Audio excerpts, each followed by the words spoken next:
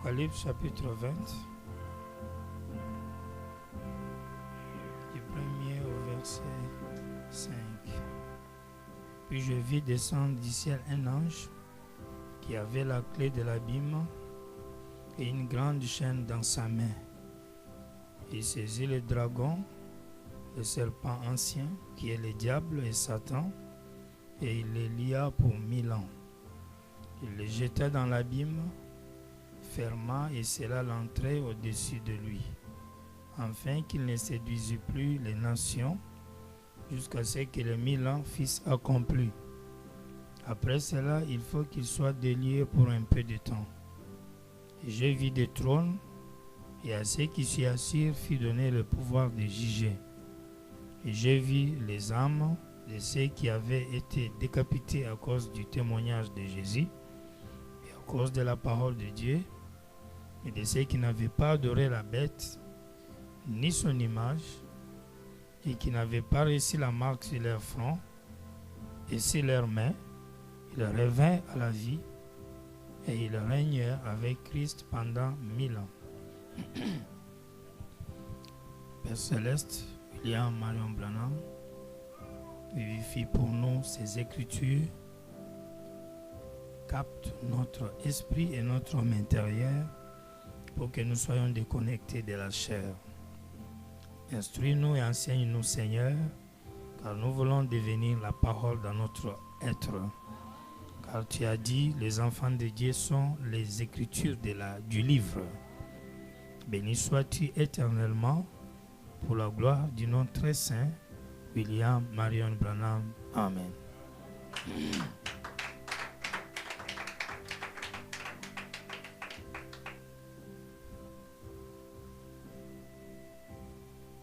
Vous pouvez vous asseoir.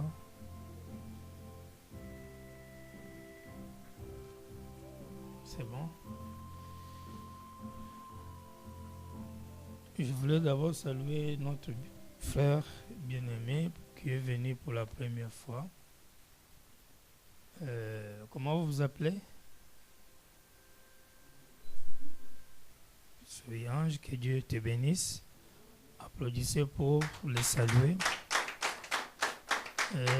Soyez les bienvenus et sentez-vous à l'aise. Il est l'invité de frère Marion. Nous étudions ensemble les Écritures comme nous enregistrons. Ceux qui ont manqué à cause de la pluie pourront avoir la suite. Et si vous avez des notes, des cahiers, si vous notez, c'est bien, parce que ce sont des choses qu'il faut à un moment mémoriser pour faire face à la contestation ou bien à l'ignorance dans les temps actuels. Frère Arnaud, on va multiplier les clés. On va te donner aussi une clé. Quand tu viens avant, tu ouvres, tu deviens aussi, comment on appelle, concierge adjoint avec frère Patrick.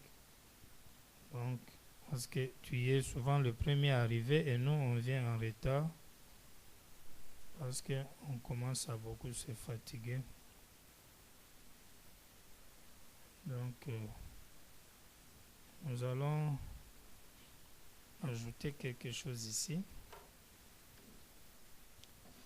On a presque 1 heure ou bien 1h20 si c'est trop, comme nous commençons en retard, mais la pluie était vraiment sérieuse.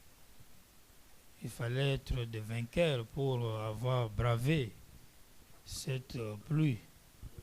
Sinon, ce n'était pas facile.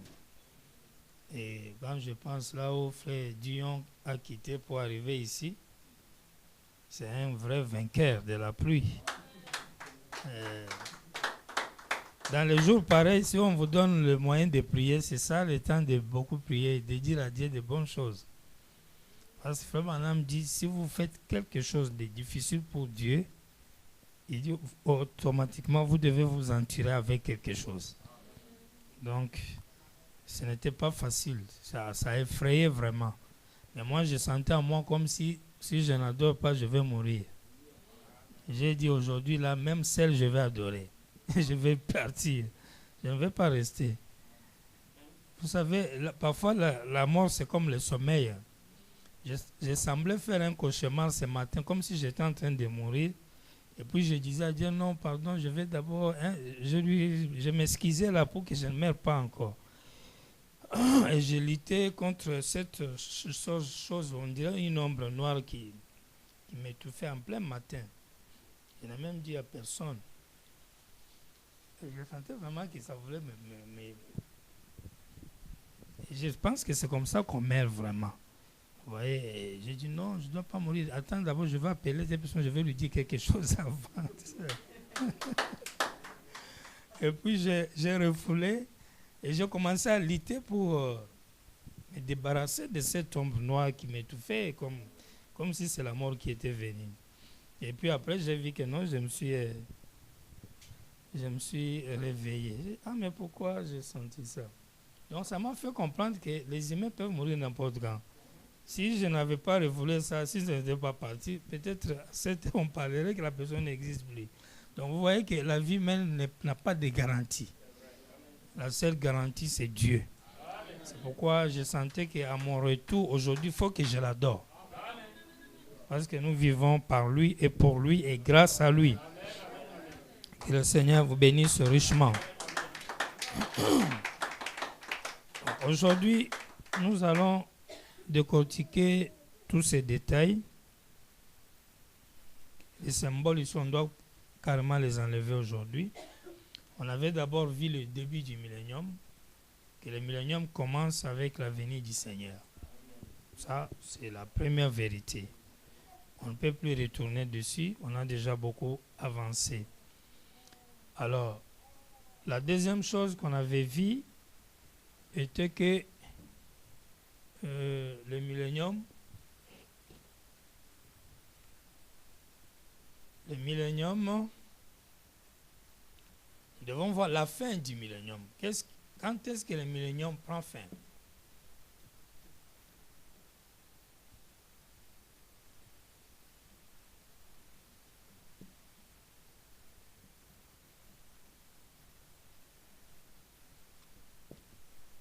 Fin du millénium.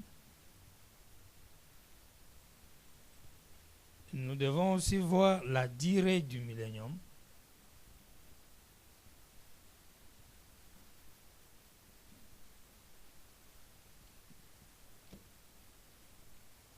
Nous allons lutter aussi ce soir pour voir le repos du millénium. On va finir tout ça ce soir, dans peu de temps.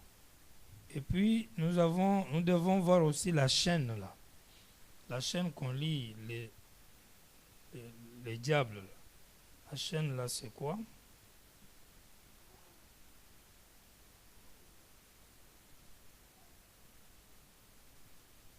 La chaîne qui lie les diables.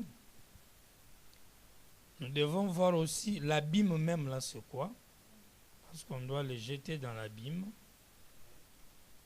L'abîme, c'est quoi? Quelqu'un connaît ce qu'est l'abîme? Dans la salle, il y a quelqu'un qui connaît l'abîme. Nous devons aussi chercher à savoir qu'est-ce qu'est la clé. L'ange là descend avec la clé où il va mettre le diable. La clé là, c'est quoi? Il ne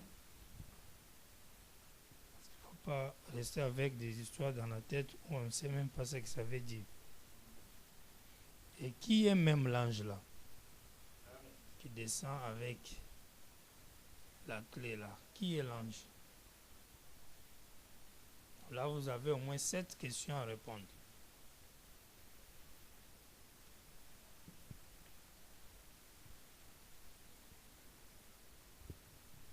Quelqu'un connaît l'abîme ici? Nous avons grandi dans les églises depuis longtemps. Le diable, on va le jeter dans l'abîme. Qu'est-ce qu'est l'abîme? Oui? Comment? un trou sans fond. Oui, ça c'est une partie de la vérité, une définition scientifique, je crois. C'est un grand trou profond, sans fin, impénétrable ou bien etc. Quelqu'un a une autre idée? Frère Marion, tu es un lecteur. Tu es toujours sur le téléphone. Je crois que tu lis beaucoup de citations. Tu n'as pas l'idée? Un lieu de tourment. Quelques petites... ça se rapproche un peu, mais pas trop. Frère Cesse, on dit quoi? Toi, tu es diacre, tu es ministre. En dehors de Dieu. L'abîme, quoi. Plus ou moins aussi. Vos deux réponses sont un peu bonnes. Donc, on vous donne 50%, 50%. Donc, on va ajouter quelque chose. Mais commençons par ceci.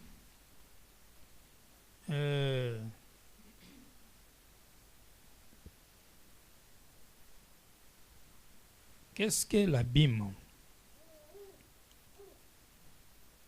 Frère Branham dit ceci dans la sagesse contre la foi. Il est vrai que l'abîme veut dire scientifiquement trou profond. Ce qui est vrai, un abîme. Mais si vous prenez un esprit pour le plonger dans un trou, ça ne lui fera rien. N'est-ce pas vrai? L'esprit, il peut entrer dedans, sortir en bas et puis monter. Donc, on ne peut pas le contenir. Donc, ça ne suffira pas. Il faut qu'on trouve bien l'abîme. La sagesse contre la foi, paragraphe 35, prêché dimanche le 1er avril 62. Maintenant, je reprends pour que je puisse dire, pour que vous compreniez, et ceci est enregistré sur bande, sur le chemin de retour, et juste avant que je sorte là, combien se souviennent que je l'ai répété ici?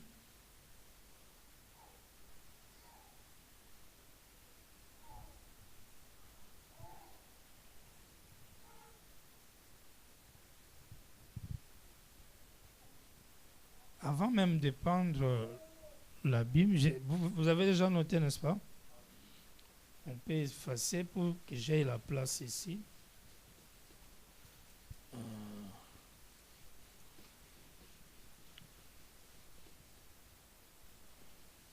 Je vais reprendre d'abord ceci. Premièrement, qui est l'ange qui vient avec la clé? Qui est l'ange?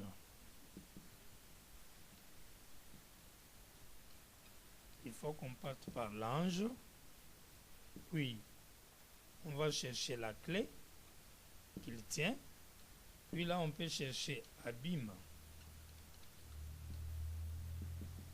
Et on va continuer comme ça, puis on cherchera la chaîne, ainsi de suite.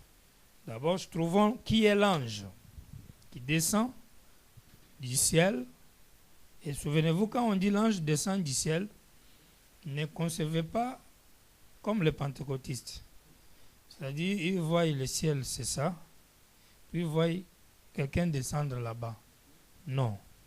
Nous avons déjà dit, et nous le disons toujours, que la terre, c'est un petit point comme ça, au milieu des milliards de points, suspendu dans ce qu'on appelle l'univers. Le ciel sera où? Où est le ciel? Nous sommes dans l'espace, nous ici. Nous sommes suspendus. C'est comme ça. Les scientifiques disent que quand ils vont dans d'autres grandes planètes ou bien ils sont sur l'espace, ils peuvent voir notre Terre ici comme un petit trou comme ça. De la même manière que vous voyez une petite étoile, c'est comme ça qu'ils voient la Terre. Et ils vont quitter là-bas à toute vitesse en allant sur cette petite étoile, point là que nous allons sur la Terre. Tout est dans l'espace. Donc la conception de penser qu'il y a un ciel là-haut, où Dieu doit descendre un ange, ou Jésus avec des trompettes, ce sont des raisonnements diaboliques. Ça n'existe pas dans la parole. Donc déjà, quand on dit qu'il y a un ange qui descend du ciel, avec la clé en main, enlevez l'idée que le ciel se descend. Mais quand un ange descend, comprenez que dans le langage de Dieu, descendre veut dire se révéler. Parce que Dieu étant esprit, il vit dans une dimension invisible qu'on appelle ciel. Et le ciel, c'est un corps. Le ciel, c'est la parole, le logos. Quand Dieu est dans cet état où vous ne pourriez pas le voir de vos yeux, il est au ciel. Quand il quitte cette dimension pour devenir chair, et vous le voyez, on dit il est descendu du ciel. Il devient chair, il devient un être humain. Et l'ange ici, ça doit être le grand logos, Elohim, invisible, qui doit devenir un être humain et qui vient pour lier les diables. Donc il dit dans la sagesse contre la foi, paragraphe 35, maintenant je prends pour que je puisse dire, je reprends pour que je puisse dire, pour que vous compreniez, et ceci est enregistré sur bande, sur le chemin de retour. Et juste avant que je sorte là, combien se souviennent que je l'ai répété ici. Une voix s'est adressée à moi en chambre, un certain matin, après une vision, et a dit à parler du serpent, qu'il était lié et qu'il ne fallait rien craindre. Il a dit, ne crains point. Il a dit, n'ai-je pas prouvé que je suis avec toi partout où tu vas? C'est la voix qui parle à Frère Branham. Il a dit, n'ai-je pas prouvé que je suis avec toi dans tes parties de chasse? Vous vous souvenez, lorsque j'ai parlé de ce que j'aurais avant mon départ et tout, n'ai-je pas prouvé que je suis avec toi? Et ensuite, une voix très douce se fit entendre disant, la présence infaillible de Jésus-Christ. C'est ça, Jésus-Christ dont nous parlons. De Jésus-Christ est avec toi partout où tu vas. Et je sais par cela que nous nous approchons de quelque chose. Je ne sais pas ce que c'est. Je ne saurais le dire.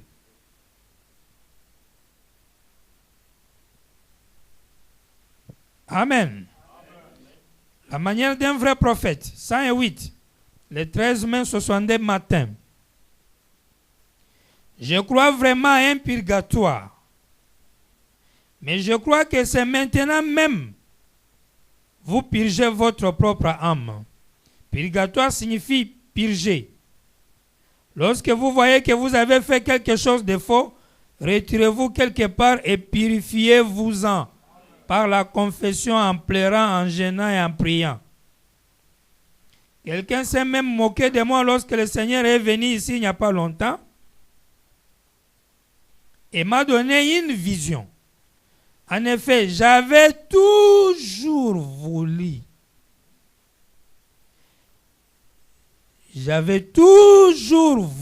voir ces serpents être liés.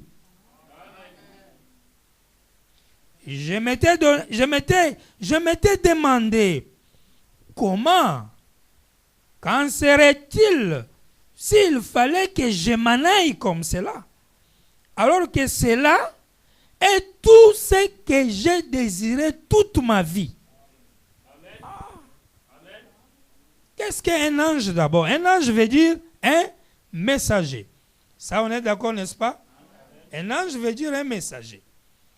Si on nous dit qu'il y a un ange qui descend du ciel, nous disons que cela veut dire l'ange qui a un corps céleste, il va quitter le temps invisible et il va se manifester dans le temps visible ici. Il sera un messager. Et il doit être dans l'Apocalypse. Et nous savons que Frère Branham dit que l'Apocalypse ne concerne pas la vie de Jésus, ni des apôtres, même pas de Jean l'écrivain. Il dit que l'Apocalypse parle des œuvres de Christ dans les âges à venir. Amen. Amen. L'Apocalypse, c'est la vie de Christ dans les jours à venir. Vous pouvez lire ça dans la Révélation. C'est-à-dire la brochure Révélation, tout comme exposé de cet âge de l'Église, première partie. Ce qui veut dire que l'ange qui est envoyé, qui descend du ciel, c'est-à-dire qui doit quitter de l'invisible au visible, et qui doit avoir une clé pour lier les serpents, il doit se retrouver dans les derniers jours ici. Est-ce que ça marche? Il doit être un messager dans ces derniers jours. Et s'il est un messager dans ces derniers jours, il doit se conformer aux promesses des messagers dans ces derniers jours. Et les promesses des messagers dans ces derniers jours, vous avez Luc 17:30, vous avez Zacharie 14, vous avez Malachie 4, vous avez Apocalypse 10, et toutes ces promesses sont déjà accomplies. Par conséquent, il faut qu'on connaisse et qu'on voie qui est cet ange, qui est ce messager qui accomplit toute l'Apocalypse. Et souvenez-vous, l'Apocalypse, c'est le livre de la rédemption. Et ce livre était dans les mains de l'agneau. Et il y a quelqu'un qui est agneau, qui est venu, qui a brisé les 7 sceaux. Et en brisant les 7 sceaux, il révèle les livres. Cette personne-là qui a révélé les livres doit être la même personne qui est l'ange qui est venu avec la clé pour lier les diables. Est-ce qu'on est ensemble, mes frères? Si un frère du message ne connaît pas ça, il ne comprend pas ça, là, il a un autre message. Branham dit, et ce qui est maintenant étonnant ici, c'est que comment frère Branham, un messager, l'ange de l'église de Laodicée, un être humain, si on peut le prendre ainsi comme les amis le disent, pourquoi il va avoir comme désir de lier les serpents? Quel serpent il veut lier? Il est où? Dans quelle brousse? Et les lier avec quoi? Et pour quelle raison? Les lier, les mettre dans un zoo? Dans un cage? Regardez, est-ce que vous me suivez très bien? Pourquoi il veut lier les serpents? Quel est le serpent qu'il veut lier?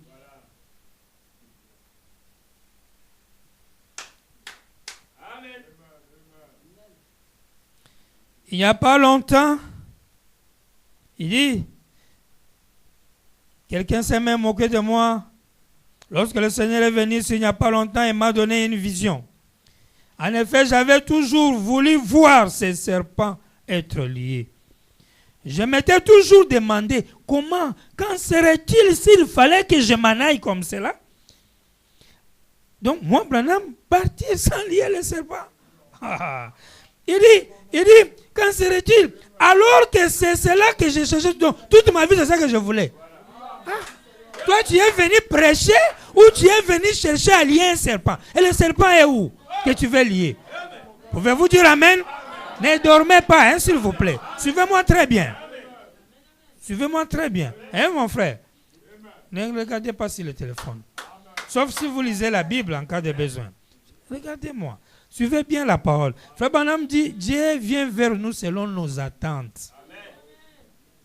S'il est devant toi, tu regardes derrière, il part. En effet, j'avais toujours voulu voir ces serpents être liés.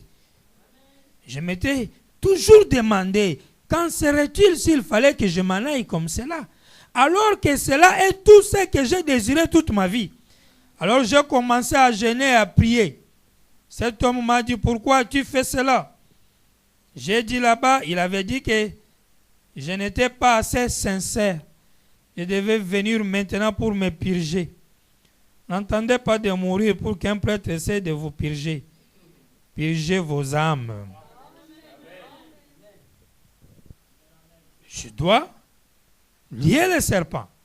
Et l'ange du Seigneur lui a dit, tu dois lier les serpents, mais tu dois être sincère pour le faire. S'il n'y a pas la sincérité, tu ne vas pas lier. Est-ce que Branham n'était pas sincère? Quelle est la sincérité qu'on demande à Frère Branham avant qu'il ne lie les serpents? Qui est le serpent Satan ancien qui doit être lié?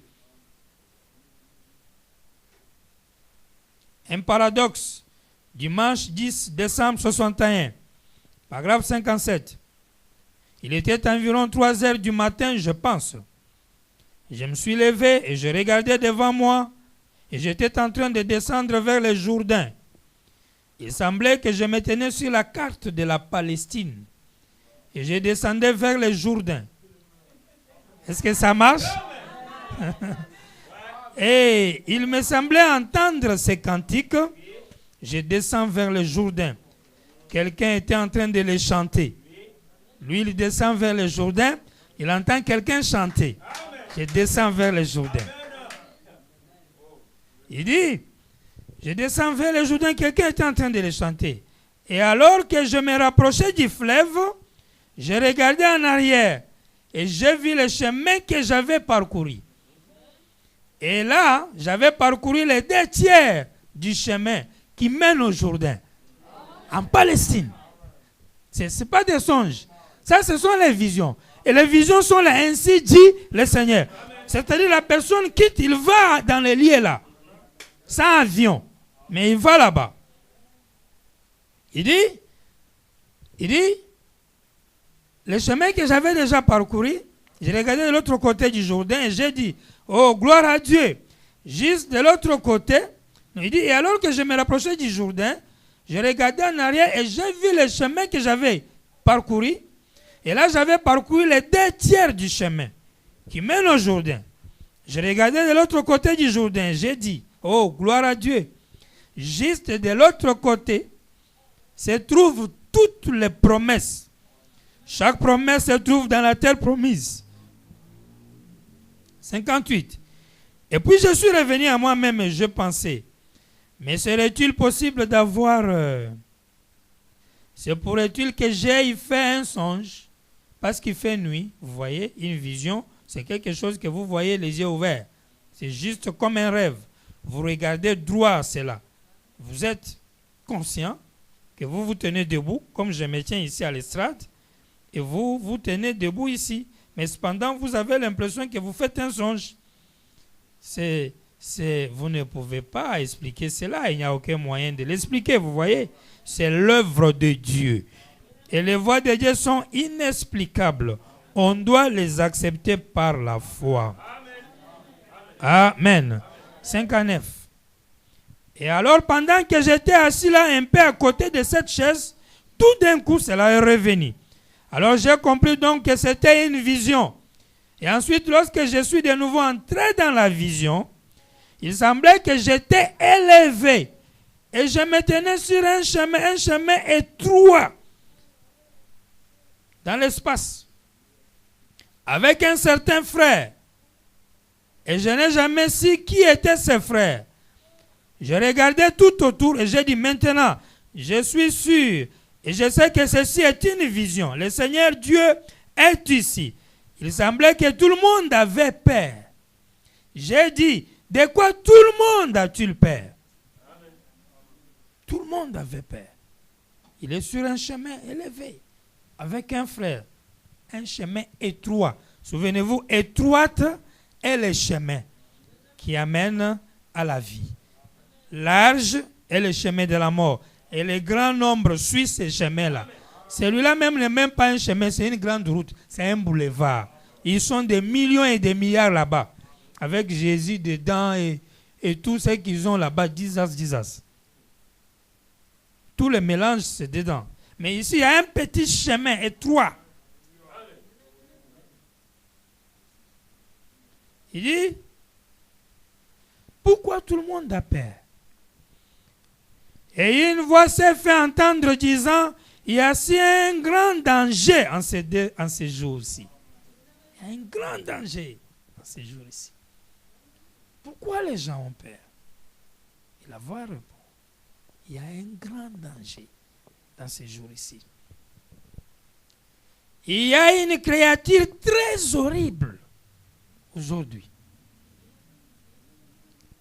Et lorsque cela vous frappe, c'est la mort.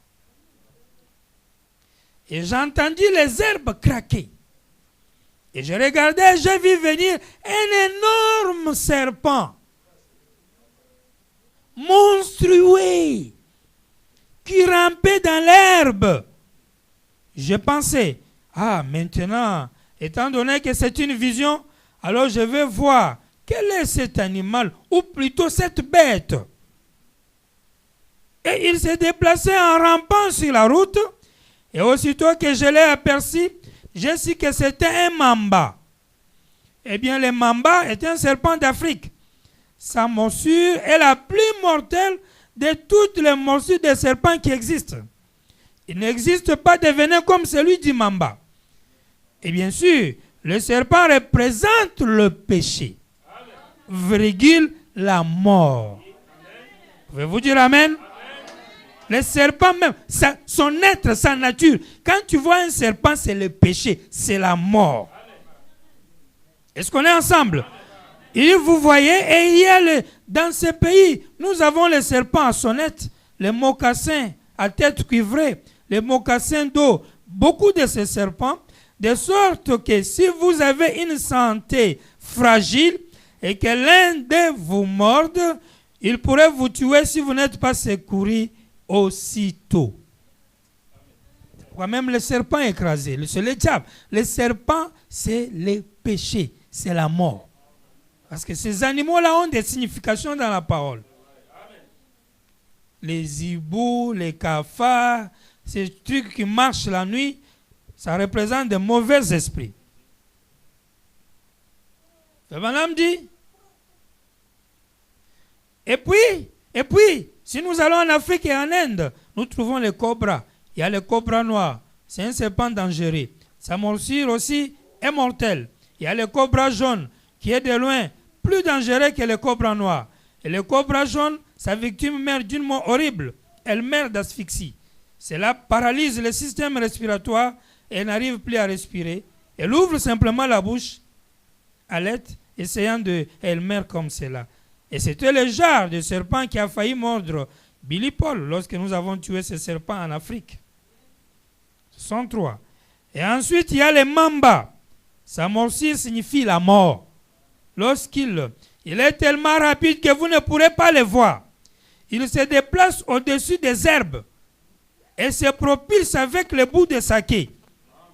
Lui, c'est comme un oiseau. Il fait juste et il est parti. Généralement, il mord au visage. Il frappe les gens seulement sur la musique. Il se tient debout et frappe violemment. Il se met comme ça. Avec des vitesses terribles. Et quand il arrive, c'est pourquoi les gens qui font aussi de la magie et qui cherchent les médicaments, comme on appelle ça ici, pour les forces de tête par exemple, ce sont ça qu'ils prennent. Et il y a un démon qu'on peut te donner, il entre ici, quand vous vous bagarrez, il fait seulement pas aller, tu es KO. Il tire ça aussi de ses esprits. Vous voyez, il frappe violemment. Et lorsqu'il vous mord, vous respirez juste quelques fois et ça n'est fini de vous ça. Ça rend vraiment, non seulement cela vous paralyse et entre dans le sang, mais ça touche les nerfs et tout le reste. Vous mourrez juste en quelques secondes. Ces jeunes gens autochtones qui servent de guides dans la brousse, dès que vous leur dites Mamba, ils vont se cogner la tête les uns avec les autres. Hurler, parce que c'est la mort. Juste dans quelques secondes, vous voyez, si l'un de ces serpents vous mord, fini. Et voilà que ce serpent s'est trouvé sur la route, devant William Branham, face à face, aidé. J'ai pensé, eh bien, ça y est. Moi, parce que vous pouvez être grand à la chair, vous criez, vous prêchez, vous pouvez parler en langue, vous pouvez lire votre Bible, vous pouvez faire des miracles, tout ce que les gens font là. Mais est-ce que tu peux te tenir devant Mamba? Voilà au moins un homme qui rencontre les esprits, les démons, même les animaux. Il dit, et il m'a regardé. Et alors je l'ai regardé. Je l'ai regardé et il m'a regardé d'un air furieux, en colère. Et il a tiré la langue. Et le voilà venir avec sa grande vitesse là. comme un avion. Qu'est-ce que tu fais rien? Nous les bois secs ici. Tu vas te paralyser de la peur.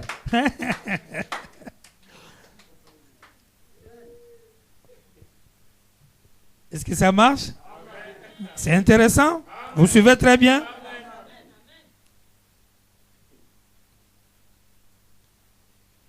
Oh my God. Que Dieu nous assiste.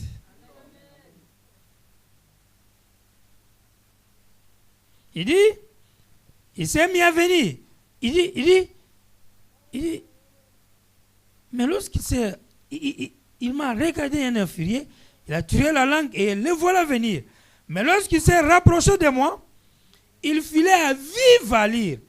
Et puis il avançait lentement. Il vient. On ne sait pas ce qu'il arrête. Il prend un peu, il prend conscience.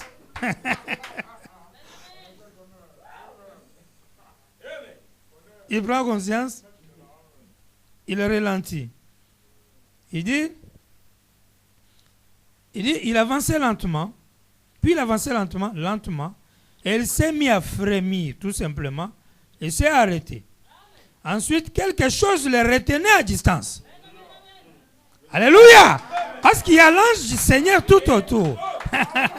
Le créateur des Mamba. Ah, merci Seigneur. Quelque chose le retenait à distance. Il ne pouvait pas me mordre. Jamais. Ne peut pas. Parce que le serpent, c'est la mort. Le serpent, c'est le péché. Branham est la vie. Comment le serpent va le mordre? Est-ce qu'on est ensemble? Il va le mordre comment? Il ne peut pas me mordre. Même dans la vision, il ne peut pas me mordre. Est-ce que ça marche? Il dit, il ne peut pas me mordre. Et il a contourné de l'autre côté. Comment ça fait le tour? Et il cherchait à se rapprocher en partant de ce côté. Comme s'il était là. Il fait comme ça pour venir. Il cherche comment se rapprocher de William Branham. Il cherchait à se rapprocher en partant de ce côté. Il a reculé. Il a pris de l'élan. Et il a sifflé dans ma direction. Il a avancé lentement. Et puis il s'est arrêté ensuite. Il avance. Les attaques. Il cherche comme ça. Il va comme ça.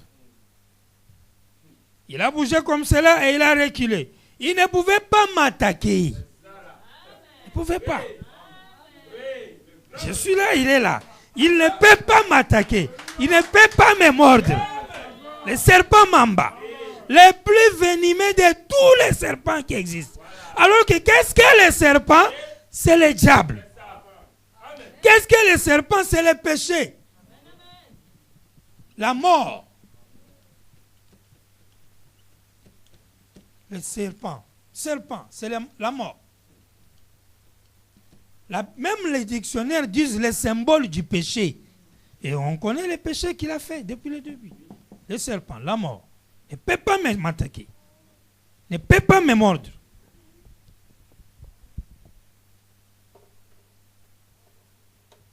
Il dit, ensuite, il s'est retourné et il a regardé mon ami. Il s'est mis à le poursuivre. Comme il ne peut pas m'attaquer moi, j'avais un ami à côté. Il a commencé à le poursuivre. Et j'ai vu mon ami sauter en haut en l'air. Et il essayait de sauter continuellement au-dessus de lui. Et la bête continuait à l'attaquer. J'ai pensé, oh, si jamais il est mort, ce sera une mort subite. Il n'est pas étonnant que tout le monde soit si effrayé. Frère m'a compris pourquoi les gens avaient peur. Donc c'était l'animal là, la bête là. En effet, lorsque ce serpent vous mord, c'est une mort subite et il ne cessait de l'attaquer comme cela. Et j'ai levé les mains, j'ai dit, oh Dieu, aie pitié de mon frère. J'ai dit, si jamais ce serpent le mord, il les tuera. Quel frère? Frère Branham dit, je ne connais même pas les frères là. Donc c'est un frère symbole qui représente les enfants de Dieu. Est-ce que vous suivez très bien? Tirez bien votre entendement spirituel. Et juste dans ce moment-là, lorsque j'ai dit cela, le serpent s'est tourné vers moi. et m'a de nouveau regardé. Donc comme toi tu as crié pour libérer ton frère là, je reviens encore vers toi. Donc le serpent poursuit Branham et son frère, avec qui il voulait marcher sur un petit chemin, les 3 chemins pour les guider. Il attaque les deux, il attaque Branham lui-même, il attaque son frère ou son fils, ou son croyant, son disciple. Et juste en ce moment-là, lorsque j'ai dit cela, le serpent s'est tourné vers moi et m'a de nouveau regardé.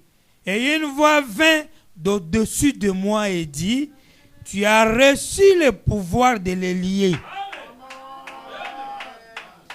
Qu'il soit le plus dangereux ou quoi d'autre. Peu importe que ça soit le dernier numéro ou quoi. Toi, Branham, tu as reçu le pouvoir de les lier. Il dit, et j'ai dit, oh Dieu, que dois-je faire alors? Il a dit, il n'y a qu'une seule chose que tu dois faire. Tu dois être plus sincère, vous voyez? Tu dois être plus sincère pour lier les serpents. Il faut être plus sincère. Quelle sincérité ici on demande? 68, j'ai dit bien, oh Dieu, pardonne-moi mon manque de sincérité. Et accorde-moi d'être sincère. Et lorsque j'ai de nouveau levé les mains vers lui, une grande puissance est venue sur moi. Cela m'a simplement élevé. Il semblait que mon corps tout entier était chargé avec quelque chose. Et j'ai regardé ce serpent. Et puis il s'est mis à avancer vers moi. Mais il n'y arrivait pas cependant. Il essaye, il force pour m'attaquer, mais il n'arrive pas. Et j'ai dit, Satan. Ce n'était pas Mamba normal, là, c'est pas non. C'était l'être, la personne de Lucifer, le diable.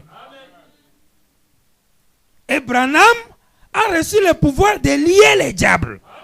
Apocalypse 20 dit, j'ai vu un ange puissant descendre du ciel avec une clé pour ouvrir l'abîme et lier les diables et les mettre là-dedans.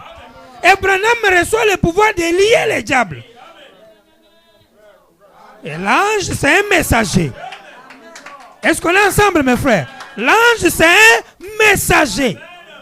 Je ne pense pas qu'il y a des diables à lier. Je ne pense pas qu'il y a des anges qui doivent lier les diables. Si Branham reçoit le pouvoir de lier les diables, et qu'il y a un ange qui descend du ciel pour lier les diables, alors Branham et l'ange là doivent être un. Est-ce qu'on est ensemble? Écoutez, il dit, et je l'ai regardé ce serpent, il s'est mis à avancer vers moi, mais il n'y arrivait pas. Cependant, j'ai dit, Satan, au nom du Seigneur Jésus-Christ, je te lie. Et le serpent exhala une fumée bleue qui sortit de sa bouche, se recroquevilla et formant un signe en forme de S majuscule formé à l'envers. Il a formé les signes ici. Comme ça, quelque chose comme ça. Les et de conjonction là. Voilà. Et de conjonction qu'on fait comme ça là. Vous savez, non? Les petits signes de conjonction. Il a formé ça là. Maintenant, et cela voulait dire lis celui-ci ou tout ce qui vient au-dessus de lui. Il dit, je te lis. Le serpent fait pouah, fait sortir fumée bleue dans la bouche.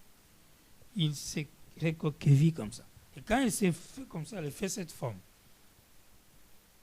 Forme de E.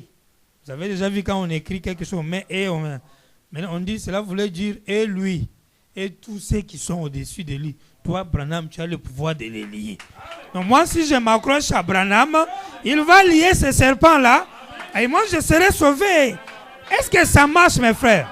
Je m'attacherai à lui. Je l'invoquerai, je le chercherai jour et nuit. Je l'aimerai. Je vais lire sa parole et m'attacher à lui. Amen. Parce que je vais sauver mon âme de ce serpent. Parce que tout le monde a peur de lui. Et il poursuit les gens. En train de les mordre, il les poursuit. Balaam dit, et tout ce qui vient au-dessus de lui, parce qu'il était le plus dangereux. Une fumée bleue sortit de sa gueule.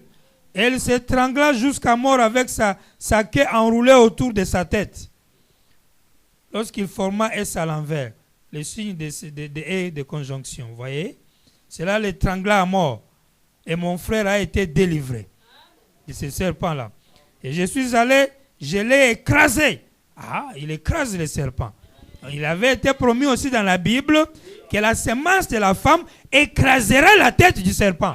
Et cette prophétie doit s'accomplir dans les derniers jours. Ce n'est pas à la croix. Parce que si c'est à la croix que Jésus a écrasé le serpent, la tête, donc carrément dans les âges, on ne verra plus les diables. Ou bien, quand tu écrases la tête, tu l'as tué. Et si tu as tué quelqu'un, qui viendra demain pour vaincre encore, pour combattre encore? Parce que dans les âges, premier saut, l'Antichrist est là. Deuxième saut, il est là. Et Paul dit, cet homme de l'Antichrist, qui est l'impie, sera tué par l'avènement du Seigneur, du souffle de sa bouche. Est-ce qu'on est ensemble? Paul promet la destruction de l'Antichrist à l'avènement du Seigneur. Après la croix, vrai ou faux? Ce qui veut dire que la tête qui est écrasée à la croix, c'est juste l'aiguillon de la mort, du péché qui a été enlevé. Le pouvoir de la mort, la mort n'avait plus le pouvoir sur les enfants de Dieu. Mais l'homme, le diable, continuait à vivre. Parce que la Bible promet qu'il sera lié. Et tout ça, c'est à la fin du temps, à la seconde venue du Seigneur. Comment on va lier quelqu'un que Jésus a déjà écrasé la tête à la croix et qui est mort? Est-ce qu'on est ensemble? Est-ce qu'on est ensemble? Hein? Je ne dors pas, hein? Très bien. Il faut bien suivre. Que le Seigneur vous bénisse. Je crois que jusque-là, on est ensemble, n'est-ce pas? Ta semence écrasera la tête. La semence de la femme écrasera la tête du serpent. Frère Branham dit, je l'ai écrasé. Qui? Satan. Parce qu'il a bien dit que Satan sort. N'est-ce pas vrai? C'est pas vrai, c'est Satan. C'est lui qui doit l'écraser. C'est lui qui doit les lier. Un ange qui descend du ciel.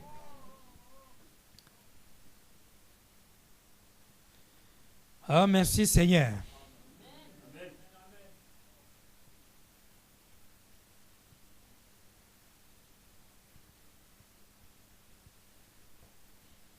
J'ai dit maintenant, je dois savoir ce qu'il en est de ceci, parce que c'est une vision.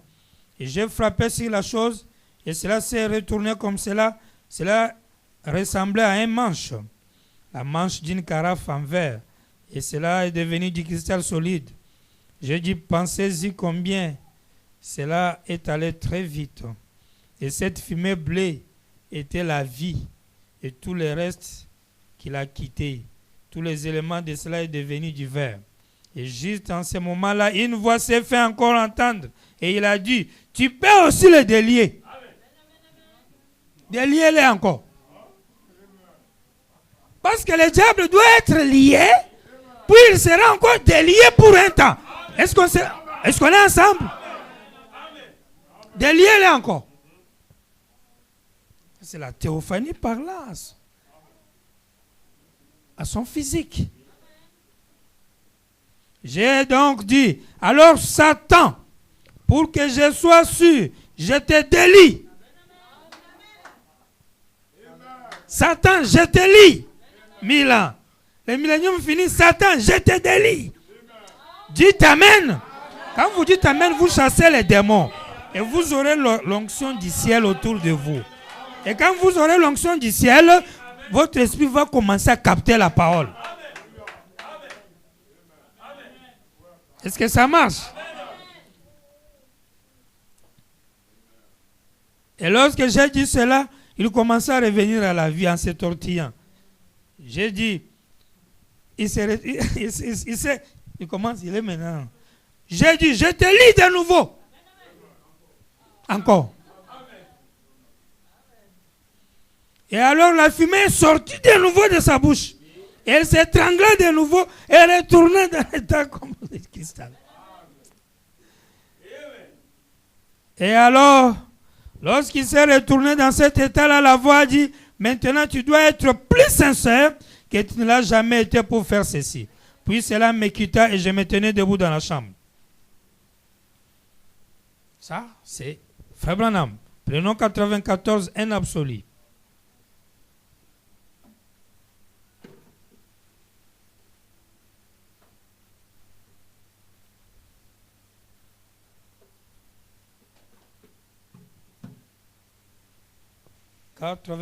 Il dit ceci, un absolu du 27 janvier 63.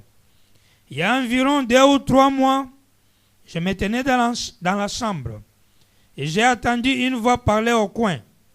J'ai essayé de réveiller mon épouse pour qu'elle regarde cela.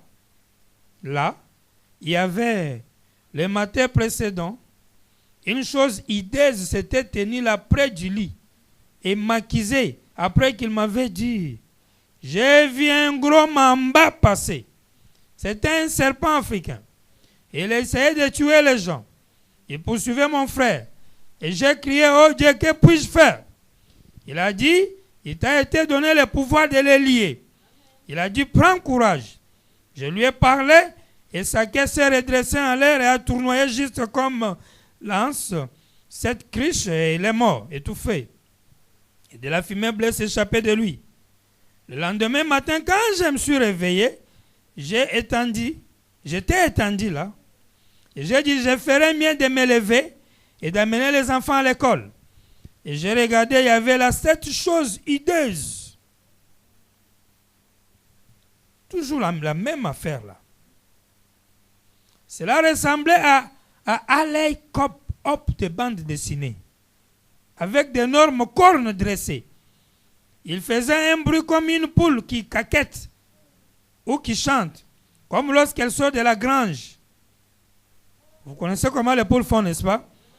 J'ai regardé cela et j'ai dit, Meda, chérie, et elle ne s'est pas réveillée. Je me suis dit, ça l'effrayerait à mort. Puis j'ai entendu là 1 minute et je me tenais là observant. Les gens parlaient des démons. Les gens parlent des démons. Et des fois, ils ne savent même pas ce que c'est. C'est juste. Mais peut-être que chaque jour, vous les rencontrez littéralement. Dites Amen. Frère Régis, chaque jour, vous les rencontrez. Frère Branham dit il y a 2 possibilités de vaincre le sommeil. Parce que le sommeil, c'est un état de disgrâce. Il faut éviter de dormir à l'église. Dormir à l'église, c'est comme si ça veut dire que Dieu t'a quitté. C'est vrai. Oui, c'est vrai. Il ne faut pas dormir à l'église. Maintenant, il faut faire ceci. Mais je sais que tu travailles la nuit. Il faut faire ceci. Avant d'entrer dans l'église, prends un café fort. Ça va faire les nerfs tendus. Et là, tu suis la parole de Dieu. Parce que imagine-toi que tu as vaincu la pluie, tu arrives pour écouter la parole, maintenant tu dors. C'est le diable qui travaille. Il t'empêche d'écouter la parole et ton esprit est ailleurs. Et il n'y a pas moyen que tu entres en communication avec Dieu. Donc, et quand le pasteur est devant toi, quand il te voit dormir, ça coupe l'onction.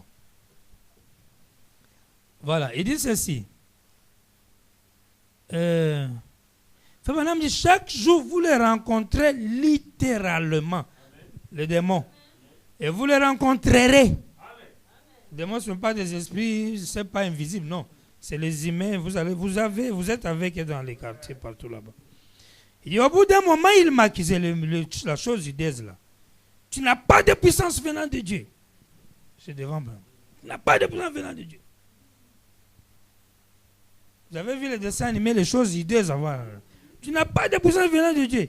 Tu n'es qu'un bufflet. Tu n'as pas de puissance.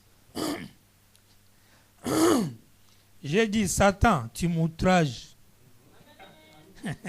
Ôte-toi de mon chemin. Au nom de Jésus-Christ. Et ça n'est allé. Je me suis étendu là un petit peu dans le lit.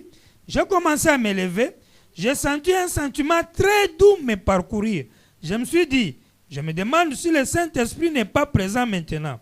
Et là, dans le coin, croyez-moi, voici ma Bible sur mon cœur, la plus douce voix que j'ai jamais entendue de ma vie, a dit, ne crains pas d'aller où que ce soit, ne crains pas de faire quoi que ce soit, car la présence infaillible de Jésus-Christ sera avec toi partout où tu iras.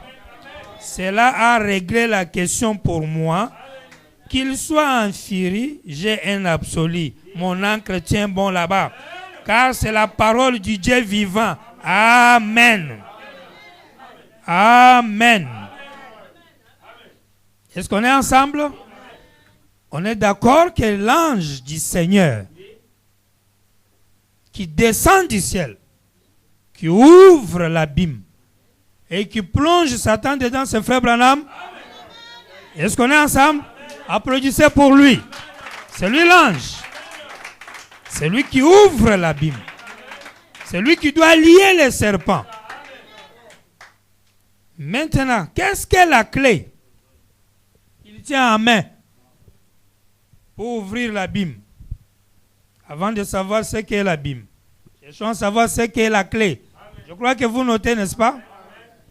32. La prédication, la clé pour la porte. Prêché dimanche 7 octobre 62. Paragraphe 32. Maintenant, dans le livre d'Apocalypse, on commence avec un seul verset. Je souhaiterais lire le verset 20. Verset 1 du chapitre 20. Puis j'ai vu descendre du ciel un ange qui avait la clé de l'abîme et une grande chaîne dans sa main. Bon, 34. Une clé, je vois ici, comme nous l'avons lu, que cet ange est descendu du ciel avec une clé dans sa main. Je crois que c'est dans l'Apocalypse 13 ou 19. Nous voyons encore un autre ange venir avec une clé. Une clé, l'utilité d'une clé, c'est d'ouvrir quelque chose. Quelque chose qui a été fermé ou quelque chose qui est censé être fermé. Et une clé est donnée dans ces bits-là. Eh bien, il y a toutes sortes de clés. En effet, nous nous en servons à diverses fins. Il y a des clés pour des entrepôts. Il y a des clés pour votre propre maison. Il y a une clé pour votre automobile. Et nous appelons cela des clés. Et ce sont des clés. Elles peuvent être reproduites en plusieurs copies. Ou pour la maison, parfois on peut fabriquer ce que nous appelons un passe-partout. En d'autres termes, c'est une clé fabriquée à partir avec un levier d'ouverture qu'on actionne. Ça tourne la serrure dans un sens donné. Et ça peut pratiquement ouvrir n'importe quelle porte. Ça s'appelle une clé passe-partout. C'est une structure typique de plusieurs clés. Et ça peut ainsi ouvrir nos maisons et même nos véhicules. Ça peut être reproduit. Et ainsi, 36, aucune clé ne peut ouvrir une porte à moins qu'elle soit maniée par une main. Ça, c'est la vérité, n'est-ce pas? Tu dis la clé ouvre la maison. La clé elle-même, non. Il faut une main pour la tenir. Il faut quelque chose qui utilise la clé. La clé en soi ne peut pas s'utiliser. Il faut quelque chose qui représente, qui présente cette clé. 44. Il y a une clé pour la connaissance, pour un homme qui cherche de la connaissance. Il y a une clé pour la science. Les recherches scientifiques. Eh bien, c'est une grande clé. Les gens la cherchent. Par exemple, il y a quelque temps, on a découvert un atome. Et on a su que les atomes existaient. Et puis les atomes forment des molécules et autres. Eh bien, on s'est mis à faire des recherches. Quelqu'un s'est dit que puisque c'est l'atome qui maintient tout ensemble, si l'atome pouvait être lâché, cela emporterait ce qui est. Maintenant, il le ferait exploser. En effet, tout est maintenu par l'atome. Nous le savons. Eh bien, ce poteau est maintenu par des atomes. Vous êtes maintenu par des atomes. L'herbe, les arbres, tout maintenu par des atomes. Eh bien, si cet atome-là qui entraîne tout dans un sens, s'il peut être fusionné et tourné dans l'autre sens, cela causera alors une destruction. C'est comme ça que les Blancs ont fabriqué des explosions. Ils ont fait un système de faire tourner les atomes dans un sens opposé à la vie. Quand les atomes tournent dans un sens, ça donne la cohésion et ça produit la vie. Quand vous les faites tourner dans un sens opposé, Ça crée la dislocation. C'est pourquoi il y a des explosions. Je crois qu'on est ensemble. Mais pour découvrir cette chose-là, Frère Branham dit, tu dois avoir une clé.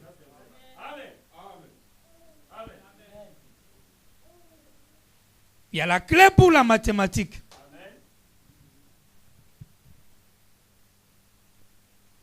Il y a la clé pour les arts. Nous sommes ici nombreux. Si on vous donne les papiers ici pour dessiner un seul homme, dites Amen. Si on vous donne le papier, si on dit dessiner, on donne à frère Marion ici. On va vous donner vous tous. Vous allez voir comment vous allez souffrir. Mais si on prend frère Dion, lui va faire des choses là, vous ne pouvez pas faire. Ce que lui peut faire là, il possède la clé pour faire ça. Frère Branham continue. Il dit, je pense que c'était Thomas Edison, non? Concernant la lumière. On dit que cet homme avait une idée qu'il pouvait produire la lumière par l'électricité. La capacité, la connaissance que Thomas avait, Edison, qu'il peut utiliser la lumière, produire l'électricité, ça c'était une clé qu'il détenait. Est-ce qu'on est ensemble? La clé c'est une révélation. C'est la connaissance d'un secret, de ce que tu sais que tu peux faire pour réaliser quelque chose.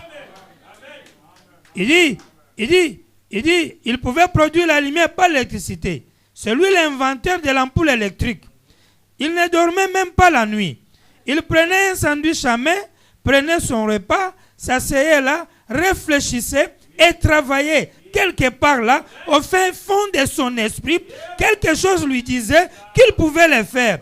Qu'est-ce? C'est une clé pour ouvrir une voie. Les Einstein, ils ont eu des clés. Ils ont travaillé. Vous voyez ce monsieur? Il vous a fait l'ampoule. Et vous venez là, vous allumez chaque matin, chaque soir. Mais pour arriver à ça, Frère Branham dit, il a travaillé jour et nuit. Il ne mangeait même pas. Il ne dormait même pas. Il est là en train de réfléchir comment fabriquer l'ampoule. Ils ont été utiles au monde, ces gens-là. Vous aussi, soyez utiles au monde. Ne soyez pas là lourd pour dormir, manger, et c'est tout, et se plaindre. Non. Et Dieu ne vous demande pas d'aller fabriquer aussi des ampoules. La science a déjà suffisamment des ampoules. Vous soyez même des gens qui peuvent allumer la lumière sur le plan spirituel et faire quelque chose pour Dieu, plutôt que de se plaindre chaque jour pour ce que Dieu doit faire pour vous. Est-ce qu'on est ensemble? Mais vous allez voir qu'on est toujours en relâchement continu. On ne fait que relâcher. On avance, on ne se donne même pas à Dieu. Comme si pour se donner à Dieu, il faut être des millions.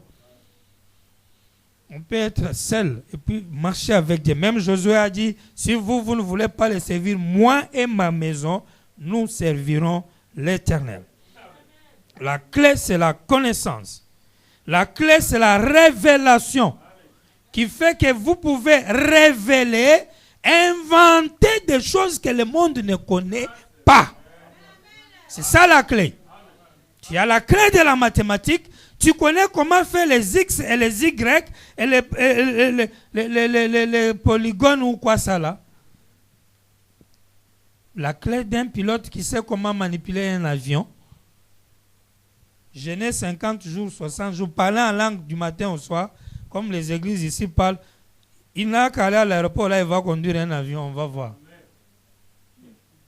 Les parler en langue ne vont jamais t'amener à conduire l'avion. Il faut avoir cette clé-là. Est-ce qu'on est ensemble? Pouvez-vous dire Amen? Il y a une clé pour quelque chose. Et la clé, c'est la découverte. C'est la révélation. Alors, qu'est-ce que cette clé? Qui est l'ange? C'est Wemebe. On a répondu. La clé, c'est la révélation. Quelle révélation? Apocalypse chapitre 6. Qu'est-ce que l'Apocalypse dit? Quand il brisa le premier sceau, j'ai vu un cavalier blanc. Et Frère Branham appelle ça dans question-réponse sur les sceaux, cela fit la révélation de l'homme du péché, l'impie. La clé, cette révélation qu'on vient dévoiler, qui est l'Antichrist, quand on le dévoile, cet dévoilement de sa nature qui s'appelle l'opposant de Dieu, fait que ce dernier va se retrouver dans l'abîme. Est-ce qu'on est ensemble? Parce qu'on dit, l'ange vient, l'ange c'est Frère Branham. La clé, c'est la technique. Il connaît son ennemi. Il vient dire, toi tu n'es pas bon. Tu es un démon. Tu avais trompé ici. Tu es le diable. Il se regarde comment sont tes œuvres. Tu es monté sur cheval blanc. Tu mens. Tu es monté sur le noir. Tu mens. Rouge. Tu mens. Pâle. Tu mens. Tu trompes ici. Nicolaïsme là-bas. Tu mens les gens comme ça dans tes doctrines. Regarde comment tu mens ici. Il est en train de les dévoiler sur tous les plans. Comme il les dévoile comme étant le faux, sa place, c'est s'éloigner de Dieu. Sa place, c'est tomber dans la perdition. Une perdition profonde, très éloignée de Dieu éternellement. Et cette perdition profonde, éloignée de Dieu, c'est ça qu'on appelle l'abîme. Est-ce qu'on est ensemble? Lisons. Pourquoi nous ne sommes pas une dénomination? 64. Tout le monde sait que la perdition veut dire c'est l'enfer. Et regardez d'où il est monté, de l'enfer. Qu'est-ce l'abîme? Il n'y a pas de fondement pour la doctrine catholique. Il n'y a pas de Bible pour la doctrine catholique. Il n'existe aucune Bible pour aucune doctrine catholique. Pas du tout. Ils ne le prétendent pas. Parce que les catholiques n'ont pas de doctrine. Donc ils sont dans l'abîme. Ce qui veut dire ils sont dans la perdition, en enfer. Pouvez-vous dire amen?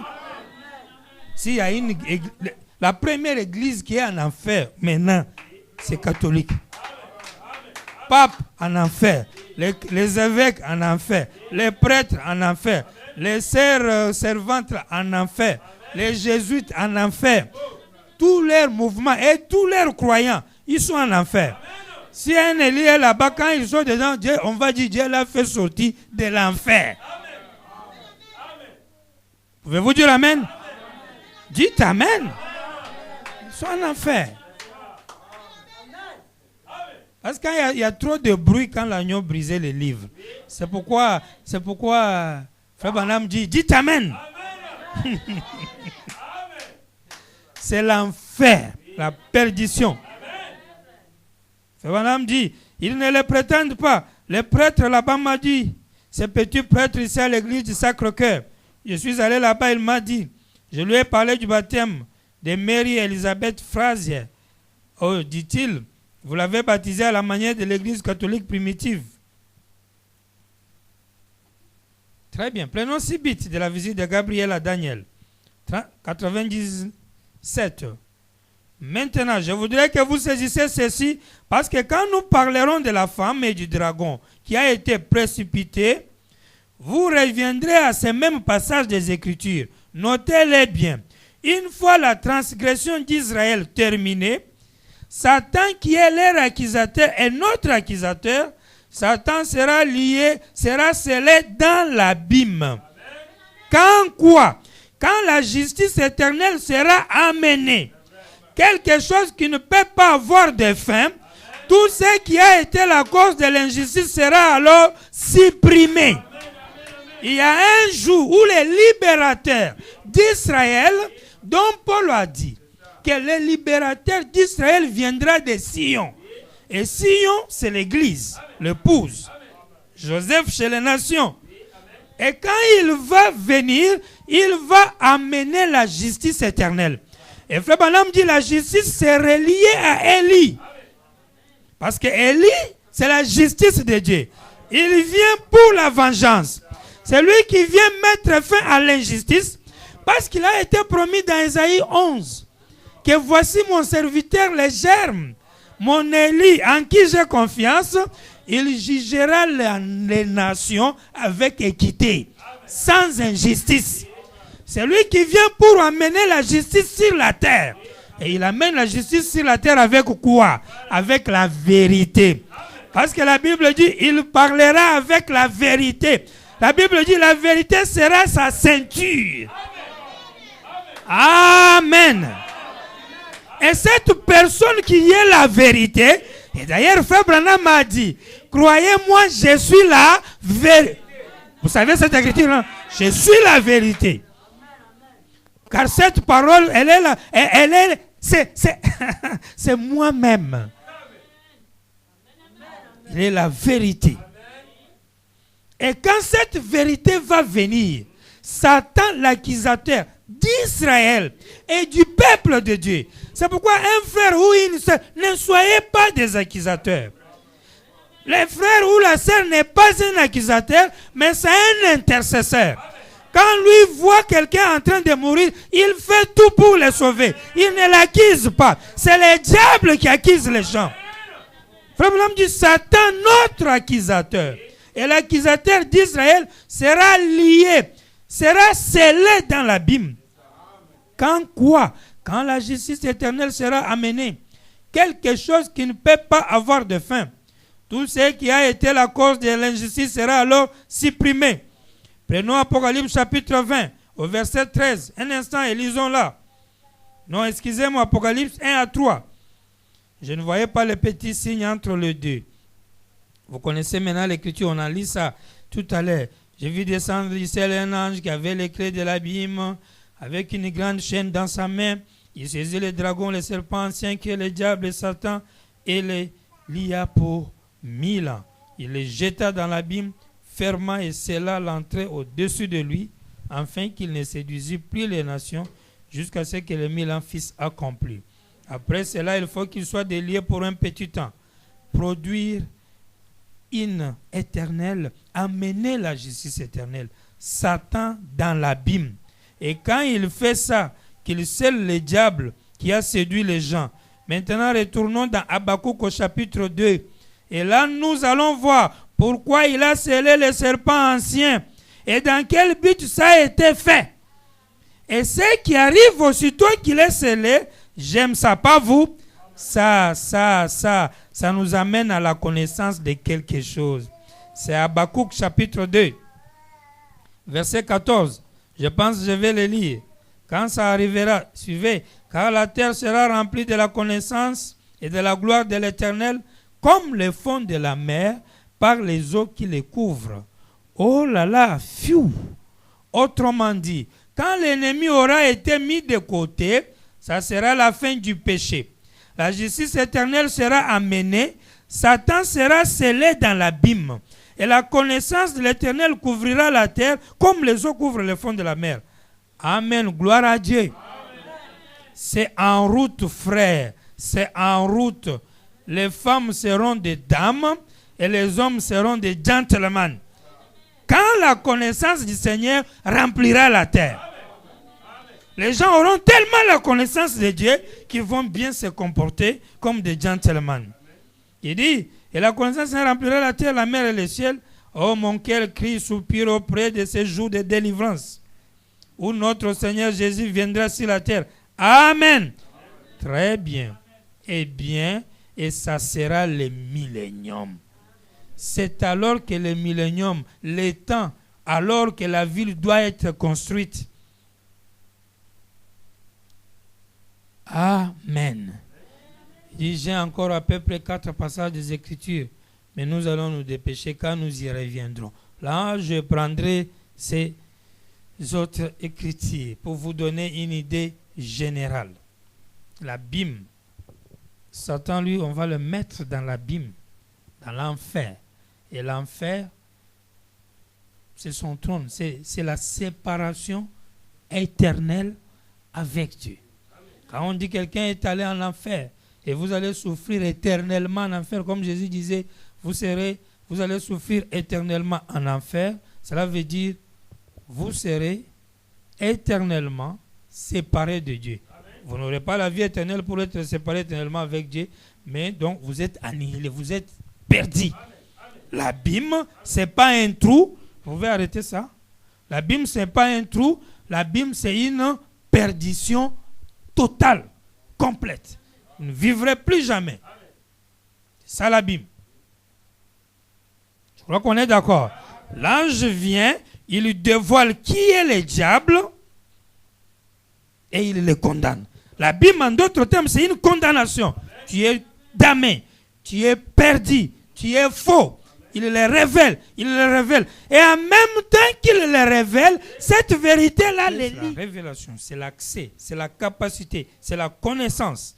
Frère Branham a révélé qui est le diable, le mystère de l'iniquité. Et je disais que quand il le dévoile comme ça, cette vérité de le dévoiler là, les lie en même temps. C'est ça la chaîne. Il appelle ça la chaîne des circonstances. Ils ont un peu quelque chose ici.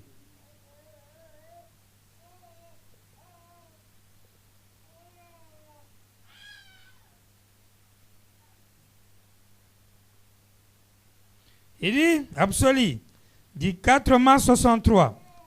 Combien plus, comme il nous montre l'exemple. Oh, merci Seigneur. Oui, juste un petit 10 minutes, on va arrêter. Et nous pourrions recevoir l'absolu. Si Christ a pu accepter cela sur base d'une seule promesse là, combien plus nous pourrions accepter cela sur base des milliers de promesses. Et avec le sang de Jésus-Christ là, pour nettoyer notre voie et nous amener de l'autre côté de ces grands abîmes du péché qui nous a séparés de Dieu par l'incrédulité.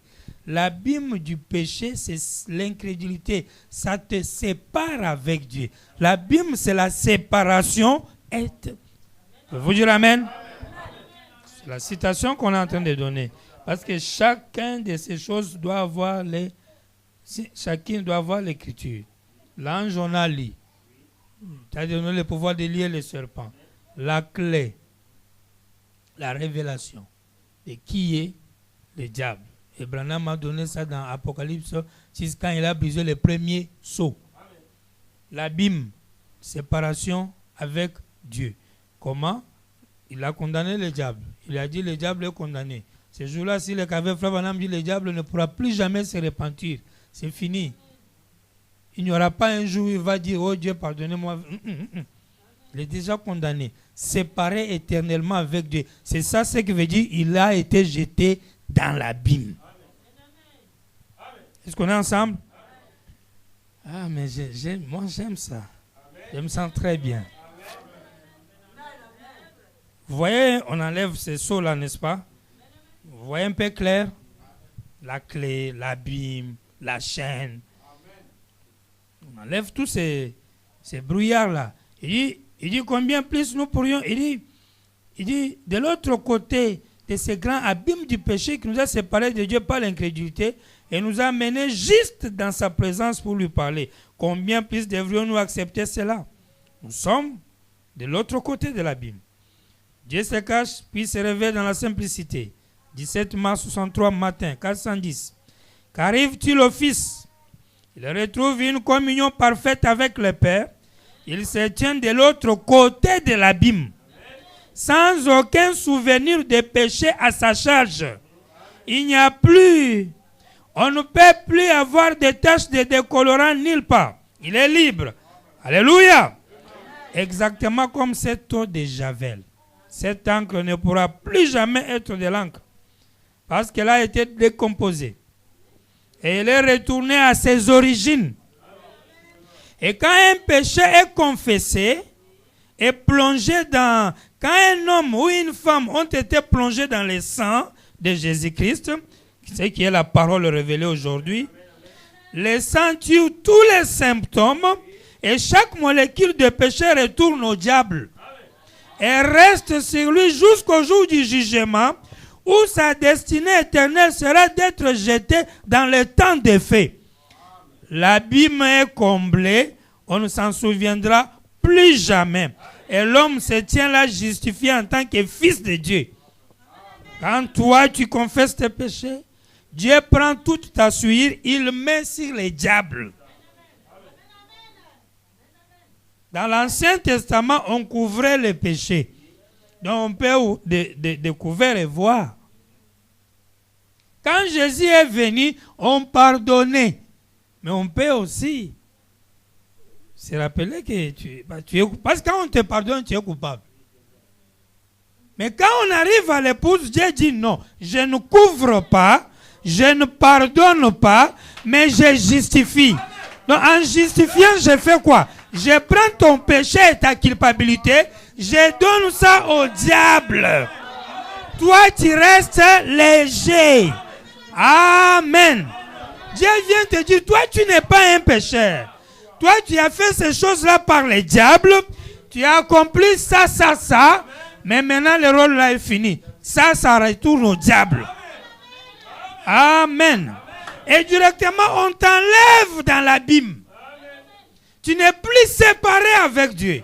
Alors que quand Adam a péché, il est allé de l'autre côté de l'abîme.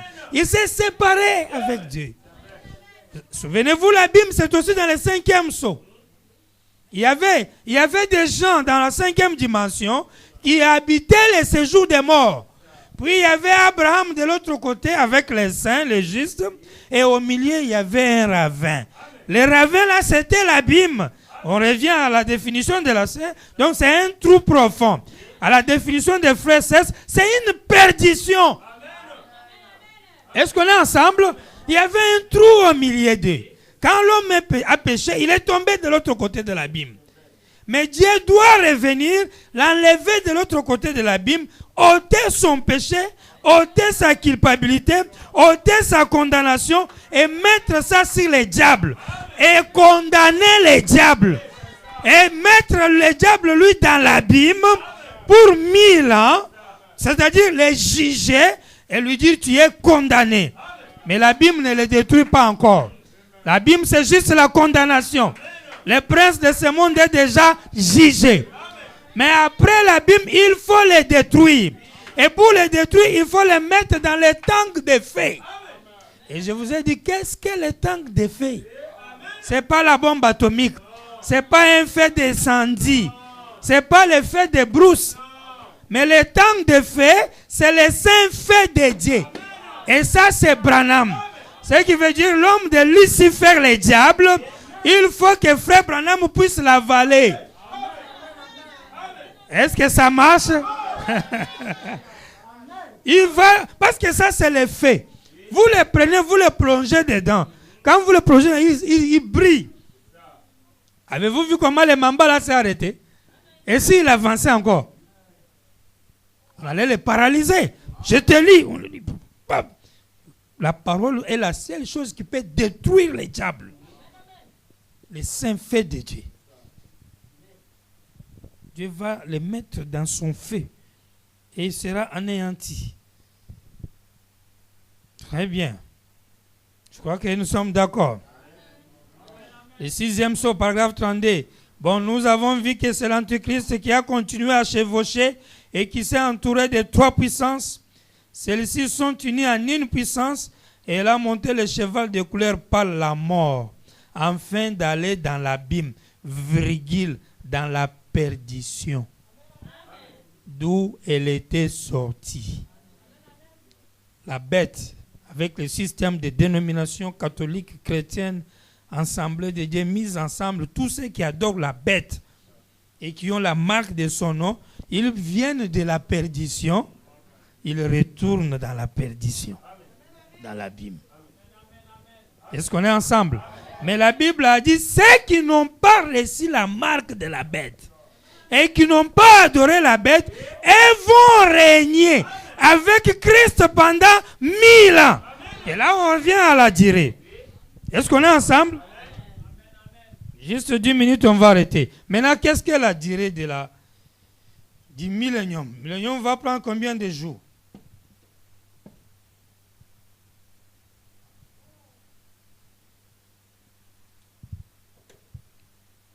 Le millénium va prendre combien de jours? Les saints vont régner avec lui. Qu'est-ce que même le millénium encore, si on peut le redéfinir dans les types naturels. On va prendre un type naturel, on lit une citation ou deux, on arrête là. Puis le mercredi, on termine sur ces 2 points qui restent. C'est 2 points. Des mères futures. 495. Aide-nous Seigneur. Je vais vous donner l'exemple du millénium dans le naturel.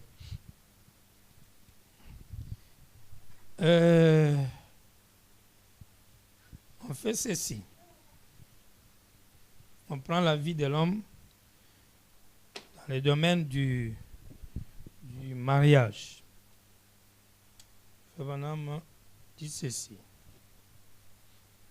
Un chrétien est d'abord justifié. Est-ce qu'on est d'accord? Quand il croit la parole, il est justifié. Si vous prenez le domaine du mariage, ceci est comparable aux fréquentations. Première étape. Deuxième étape, un chrétien est sanctifié. Dans la vie du mariage, ceci c'est les fiançailles.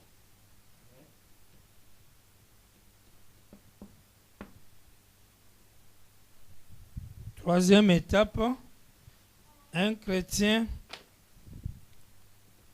est rempli du Saint-Esprit ou encore baptisé du Saint-Esprit, du baptême du feu. Dieu brûle la racine du mal en lui.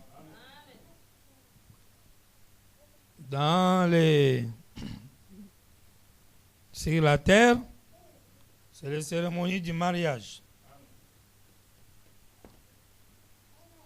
Tu prends le nom du mari et ici, on est rempli du Saint-Esprit, on devient un croyant. Est-ce qu'on est ensemble? Après la cérémonie, on vous enlève. Vous quittez l'église, vous allez dans les soupers de noces. Est-ce qu'on est ensemble? Vous allez dans une salle pour aller manger. Dans le domaine spirituel, c'est ce qu'on appelle enlèvement. Parce qu'enlèvement veut dire on vous enlève, pas pour vous kidnapper, amener je ne sais pas où, mais on vous invite pour aller manger. Vous quittez les dénominations, vous quittez la terre, vous allez au ciel à la souper de noces pour aller manger pendant 3 ans et demi. 3 ans et demi spirituels. Qui veut dire, vous mangez carrément la fin du programme de la rédemption. Parce que le programme de la rédemption avait 7 ans. Jésus avait fait 3 ans et demi. Vous aussi, on vous dit, vous aurez fait des noces de 3 ans et demi. Cela veut dire la période où le ministère même de Frère Branham va entrer en jeu. Pendant la durée de 3 ans et demi. Est-ce que ça marche? Donc ici, vous êtes enlevé. C'est-à-dire, vous montez des sphères spirituelles pour manger la nourriture de votre mari que vous venez bien sûr d'avoir en mariage. Ça, c'est le souper de noces dans le naturel. Ça, c'est l'enlèvement dans les spirituels. Après le souper de noces, les mariés vont aller faire lune de miel. N'est-ce pas vrai?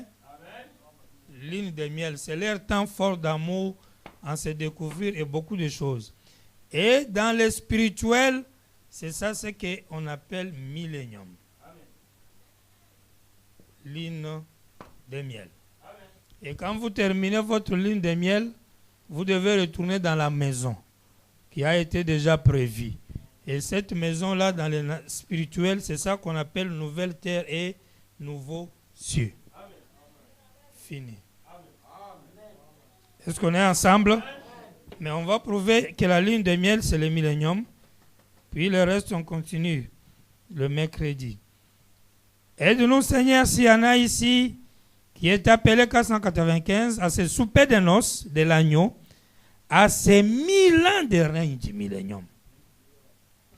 Et ensuite, à entrer dans la ville une fois la lune de miel terminée. Le millénium, c'est seulement la lune de miel. Ensuite, l'époux amène son épouse à la maison. C'est à elle, son époux à elle, son épouse à lui. Il est allé préparer une maison depuis qu'il s'est fiancé. 497, la demeure future de l'épouse revient. Au souper de noces, ça fera 3 jours et demi. 3 jours ou 3 ans et demi. Ensuite, revenir de nouveau dans le millénium pour notre ligne de miel. Et puis, il va faire apparaître la ville, comme l'époux qui amène l'épouse vers sa surprise. Comme la petite épouse se tient là tout ébahie en regardant sa demeure future. Et par la foi aujourd'hui, Seigneur, nous la voyons là-bas. Ça sera ici même sur cette terre. Tu l'as promis. 512. Alors un matin glorieux à l'aube du millénium, car la ligne de miel commencera. La ligne de miel, c'est le millénium. Et ça va durer combien de temps? Alors que Dieu avait dit à Adam, le jour où tu mangeras, tu mourras. Normalement, Adam devait vivre pendant 1000 ans. Parce qu'il était dans le millénium, le 7e jour. Dieu s'est reposé de ses œuvres dans Adam. Mais Adam a vécu 930 ans. Et ça manquait 70 ans pour faire 1000 ans. Et frère Branham, et la Bible confirme aujourd'hui que Dieu est venu dire à l'homme, je te donne 70 ans. Pour les plus forts, 75 ans. Si on prend 70, on ajoute à 930, Adam va totaliser son 1000 ans. Est-ce qu'on est ensemble? Et la durée du millénium ou la fin du millénium, normalement, mais les Écritures sont, on va les lire même le mercredi, mais pour garder une idée, le millénium ne veut pas dire 10 jours, le millénium ne veut pas dire 40 ans. On a demandé à Frère Branham ici une question. On lui demande dans question-réponse numéro 2. Maintenant, naîtra-t-il des enfants dans le millénium? Ce règne de 1000 ans, c'est la question que je me pose moi-même et dont je vous ai parlé l'autre jour. Je ne sais pas. Il semble tout à fait que ça pourrait être ainsi. Donc on va avoir des enfants. Donc il y aura des grossesses, comme il y aura des enfants. Et il semble tout à fait que ça pourrait ne pas être ainsi. Je vais être tout ce qu'il y a de plus honnête avec vous. Jusqu'à ce jour, je ne sais pas. Si jamais Dieu le révèle, je vous le dirai. Mais attendez, cela doit venir de Dieu. Vous êtes mes enfants. Je ne vous dirai pas. Je ne sais pas s'il y en aura ou pas. Je peux le dire. Donc tu sais ce qu'il y a. Vous voyez? Maintenant, on pose encore la question. 147, question-réponse numéro 2. Y aura-t-il le péché sur la terre en ce temps-là? Non. Il n'y aura pas de péché sur la terre. Satan sera lié. Est-ce que vous comprenez? Comme il est lié, il n'y a pas le péché, il n'y a pas l'incrédulité. Où? Dans les cœurs des croyants. Y aura-t-il en ce moment-là des gens sur la terre dans des corps physiques? Oui, messieurs. Nous aurons nos corps glorifiés ici même sur la terre. Nous mangerons, boirons, bâtirons des maisons et vivrons pendant 1000 ans exactement comme nous le faisons maintenant. C'est la ligne de miel de l'épouse et de l'époux. Mais maintenant, nous ne vivons pas 1000 ans. Nous vivons 70 ans. On ajoute à ce qu'Adam avait et ça nous fait 1000 ans. Mais nous-mêmes, on n'a pas les 1000 ans avec nous. Est-ce qu'on est ensemble, mes frères? Adam, notre père, 930 ans. Nous, dans la restauration, on nous ajoute juste 70 ans. Pourquoi on nous a ajouté 70 ans? Et quand on ajoute à Adam, ça fait 1000 ans. Il dit, nous vivrons dans nos corps glorifiés. Et un corps glorifié, c'est un corps qui est ressuscité. Et vous, vous êtes spirituellement ressuscité. Et spirituellement, vous êtes dans vos corps glorifiés. Et par la foi, justement. Mais sur la terre, vous avez vos physiques ici. Mais dans question-réponse 1950, maintenant me dit, vos corps glorifiés sont déjà en vous. Mais si vous êtes déjà dans ce corps-là glorifié, tu n'auras pas besoin de bâtir des maisons. Adam n'avait pas bâti une maison.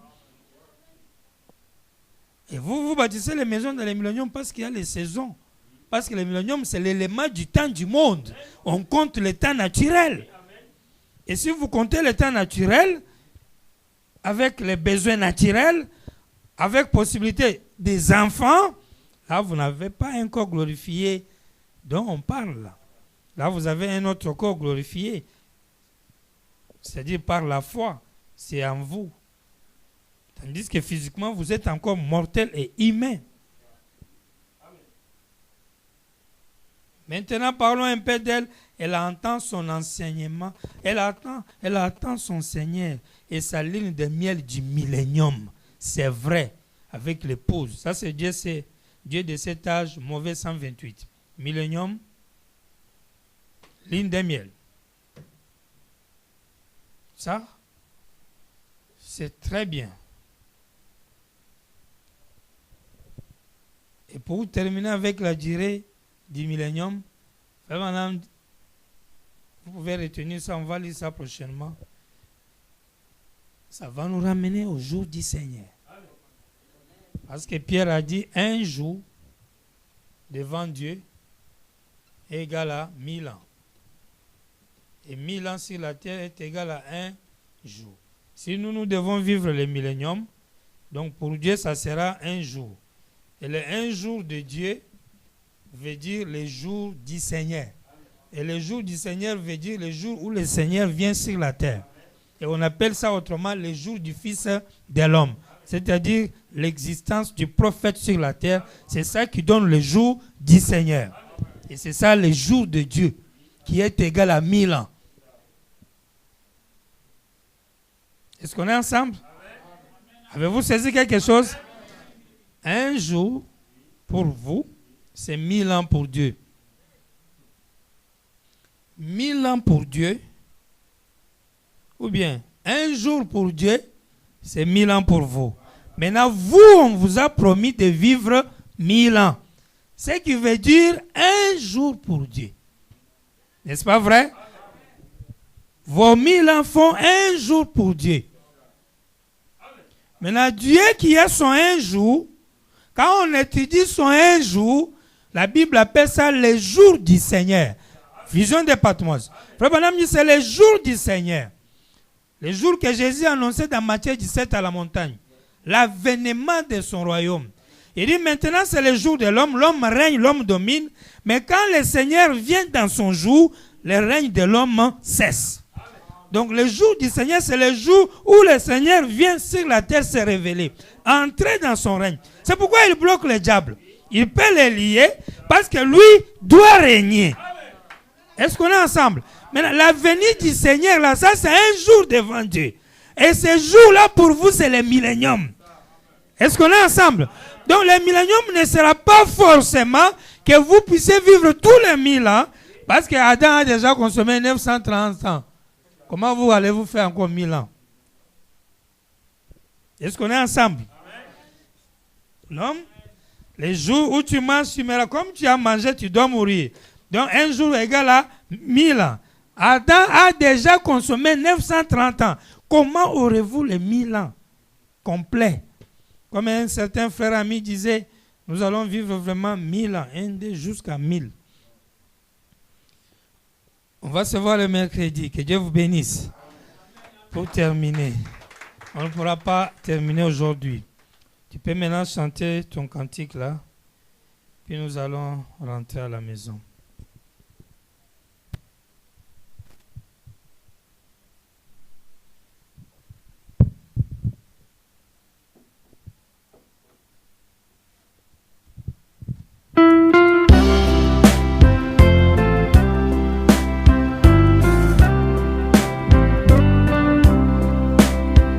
Il a fait un long voyage du ciel vers la race humaine.